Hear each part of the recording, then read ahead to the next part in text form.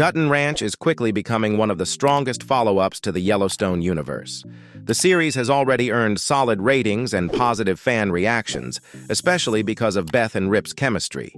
But while things may look peaceful on the surface, Rio Paloma, Texas is already hiding dangerous secrets that could destroy everything they are trying to build. Episode 3 begins the morning after Rip secretly gets rid of the body he found. Beth notices that Rip disappeared during the night, but he avoids telling her the truth. After everything they survived back in Montana, Beth wants a calmer life, and Rip doesn't want to ruin that peace unless the situation becomes unavoidable. Still, hiding things from Beth has never ended well for anyone. Life on the ranch is far from easy. With fewer workers around, Beth has to step in and help more than ever. After spending the morning handling ranch duties, she heads to Dallas for an important business meeting. Before leaving, she stops by Claudio's butcher shop to pick up fresh meat. Claudio warns her that giant meat corporations are swallowing smaller ranches across Texas, hinting that the Dutton Ranch could face the same threat sooner or later. In Dallas, Beth walks into an upscale hotel restaurant where she meets Giles Moreau. Instead of introducing herself directly, she cleverly convinces the kitchen staff to serve one of her ranch steaks during the staff meal. Giles immediately notices the quality and becomes interested. Beth pitches the idea of bringing ranch-to-table beef into luxury restaurants, but there's a major obstacle standing in her way. Frontier Hospitality Group, the company controlling most high-end restaurants and hotels in Texas. Beth realizes she's stepping into a much bigger battle than expected.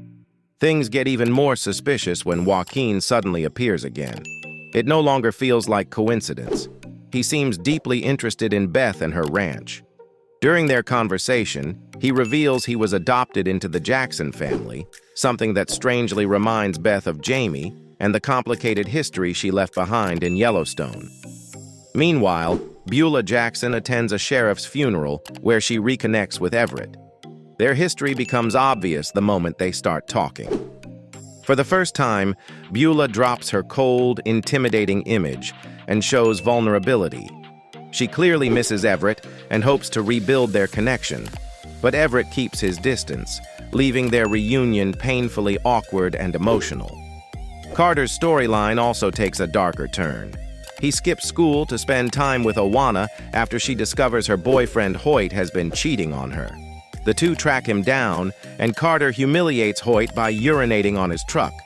Owana, however, wants revenge that goes much further. On the drive home, they get pulled over by a police officer, but Owana's family name is enough to get them released with only a warning. Carter is slowly being dragged deeper into a dangerous lifestyle. Back at the ranch, Owana continues pulling Carter into trouble by introducing him to weed and reckless behavior. At the same time, Beulah faces another crisis when Whitney, the wife of the missing Wade, suddenly disappears without a trace. Beulah instantly realizes the situation could spiral out of control. The episode delivers another major twist through Zachariah, the ranch's newest worker. A woman named Anna confronts him with a gun, demanding answers about her daughter Teresa's death. Zachariah admits they were secretly involved and claims Teresa died accidentally after a drunken argument years earlier. Although he insists prison changed him and brought him closer to God, Anna clearly believes some sins can never be forgiven.